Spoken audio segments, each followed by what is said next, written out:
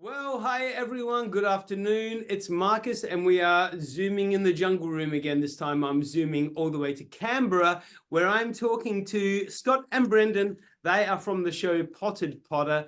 We're going to find out all about it. Scott and Brendan, how are you both? Hello, good to see you. Yeah, really good. You, how is your week going? It's been quite a busy week so far. We flew from London to Sydney on Monday. We arrived on Monday. So we started our flight on, I think it was Saturday. Landed on Sunday, did a little bit of media in Sydney on Monday.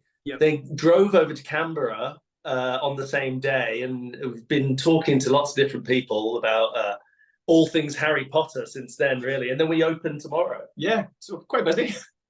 So tomorrow you're opening in Canberra, correct? That's right. Yeah. And then finally, you're making the way down to Adelaide, which will be appearing at the Adelaide Festival Centre from the 8th to the 12th of May, which is not that far away, just over a month. And it will be appearing in the Dunstan Playhouse, which is an incredible theatre. I love it down there. But before we even get to the Adelaide stint of it, let's talk about Harry Potter. Are you guys fans? I mean, it's compulsory as a Brit. As a Brit, you have to be a fan, or you gotta get out. Was that part of the contract? I grew up with the books. That was part of the contract. You must like. Yeah, exactly. Yeah. In your opinion, what movie was the best one? Because I think there's 7, isn't there? Well, there's 8 films. Yeah, because they split the last film into the last book into 2 films. Yep. So which one's your best? Which one's your favorite? I like the 5th one. I like Order of the Phoenix because it's a bit dark, and all the other cool characters come in, like the adult cool characters and stuff. So yeah, that's my one. I controversially like the first film. Now, I know a lot of people think that, the actors, when they were still very young, it's not necessarily their best performances. But I mean, I love the first book. I think the first film, does carry all of that first entrance into Hogwarts and the Wizarding World. So yeah, that's always going to be number 1 for me. The original. Yeah. One of our favorite actresses, Miriam, who was actually in, I think, the first couple of Harry Potters, famously came out. I don't know if you guys heard this, but famously came out during her Australian tour, which happened just recently, just the last couple of weeks, saying that Harry Potter, potheads, it's time to grow up and leave it behind. Did you hear about that? Yeah, absolutely. What did you say? Miriam Margolyes is a legend. Absolutely. And I think she's allowed to say whatever she wants. However, I wouldn't necessarily completely agree with her on everything that she says, and certainly not on this. I think there's so much in the world, the fantasy, the escape. You could say that about anything. Like Star Wars or And it is a story in a world that does appeal to children, of course. But I think that would be kind of underestimating the impacts that it had. There's a reason why, kids, parents, grandparents all love the books. I think there's a lot in there, and it's not just something for children, even though it did come out so long ago, and it was initially a sort of a kid's book. Everyone's welcome at our show. Hotheads, new ones. Everyone can. Even Miriam Margolyes. There's always a seat for Miriam. Look, I think it was all very tongue-in-cheek anyway. She likes to provoke, I think. Look, I think as a 70-year-old person, if you were still into the Teletubbies, maybe that might be. I don't think Harry Potter's a big deal. I think that's fine. Yeah.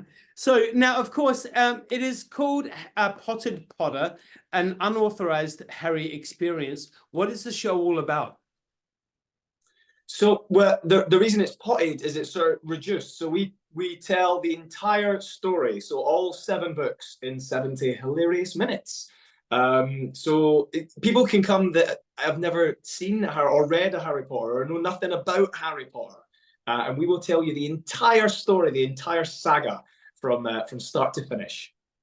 And it is aimed, as per the bio that I've received, it's aimed from the 6-year-olds right through to the Dumbledores, which is very old indeed.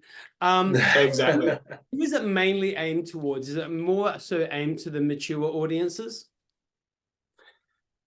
I think it's there's something for, I think, a wide range, because if you are, you know, if you're coming along to see the show, you're probably already a Harry Potter fan, but you also recognize there's a lot of people, maybe parents that haven't read the books, they're not really interested in it, but we still have something for them. Yeah. And yeah, I mean, there's something very silly about the humor in it. There's a lot of slapstick, but it also plays on maybe more of the old school sort of British double acts, Morecambe and Wise. You know, there's something about that which appeals to a slightly older audience as well, I think. Now, Brendan and Scott, tell me about your roles. What do you play in the show? So I play Harry in the show, which is yeah. Well, pretty you know, important, you'll be familiar with that character. Yeah, I know. And you've got the haircut. It's good. Yeah. Well, I'm trying. Yeah, I know it's contractually obliged, Marcus. I mean, look, I'm auditioning for Hagrid, I think. What do you reckon? I don't think Hagrid has ever looked so fabulous. Oh, you are too kind. You are too kind. Maybe I could get a cameo in the show. Absolutely. Sure. We'll just get another costume sorted out. I love it. And then your role as well? My role is to play everyone else. So while Scott is holding down the fort as Harry, I play every other character. And as you might imagine, that comes with some sort of varying degrees of success. Fantastic. And how have the shows been received so far? Because obviously, for those people that are unaware, there's actually a Las Vegas residency happening at the moment. And indeed, there was an Australian tour in 2022, which obviously was in Adelaide as well. How have the reviews been so far that you've experienced?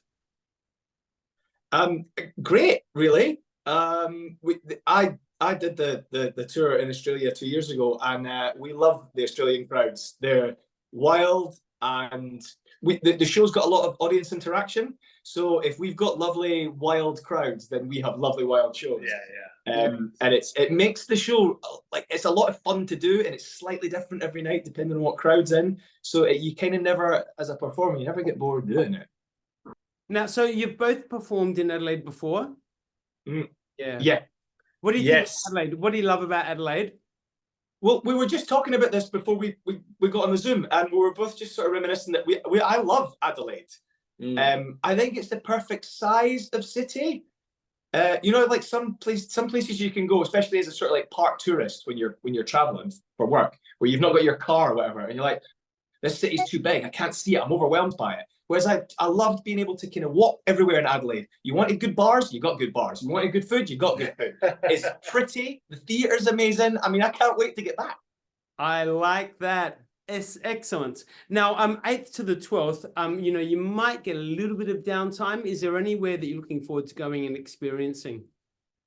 Ooh, well, I've only ever been to Adelaide during the Fringe Festival time. So I was here last year, and then I was here in 2020, which is obviously a very sort of different vibe, just before the lockdown happened and all that craziness.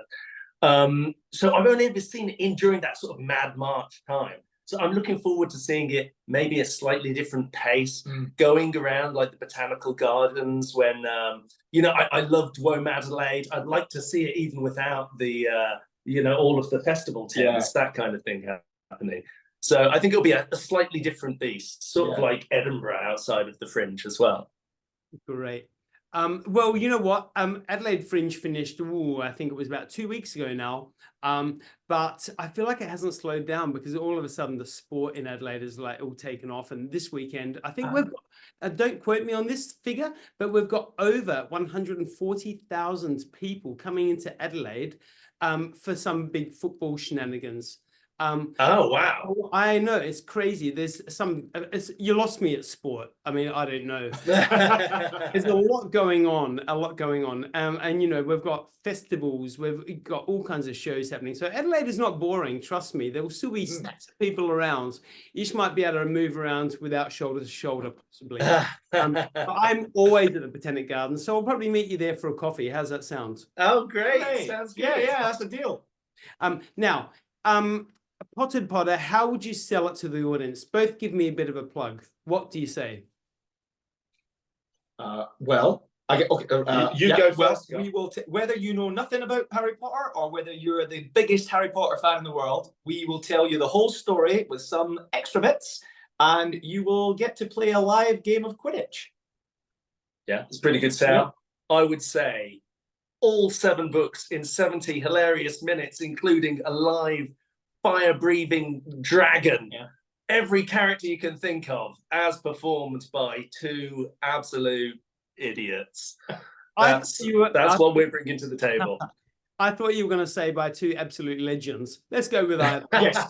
That's what I meant. That's what I meant. Legends. Can I admit something? Don't judge me. I know you probably will. But I've only seen the first. I know you're horrified already. You know what I'm going to say. I know. It's I've okay. only seen the This is a first safe space. 3 movies.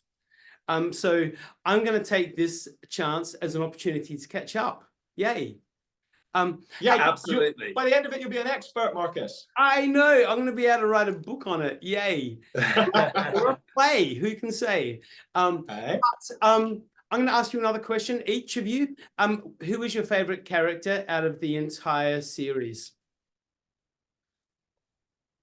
Well, I mean, You can do you want me to go yeah, first? You can go first. It's the character, the title character that I play. Of course, it is Harry. It's Harry. No, it's great. He's underrated. Well, if you're going with Harry, Yeah. I'm going to say Hermione. Oh, I think Hermione. I change up my answer whenever we were talking to someone earlier today, and who did I say? I think I said Voldemort was actually my favorite. He's my favorite to play. But I think Hermione needs a bit of recognition. Yeah, I think she does. Okay. Yeah. so we're going to be expecting quick costume changes from you, right? Oh yeah, absolutely. As I flick between all sorts of muggles and wizards, you know, Snape, Dumbledore, exactly. he who shall not be named. They're all in there. Yeah, even Ginny makes an appearance. I cannot wait. Brendan and Scott, what an absolute delight. Like we said, Potted Potter is an unauthorized Harry experience.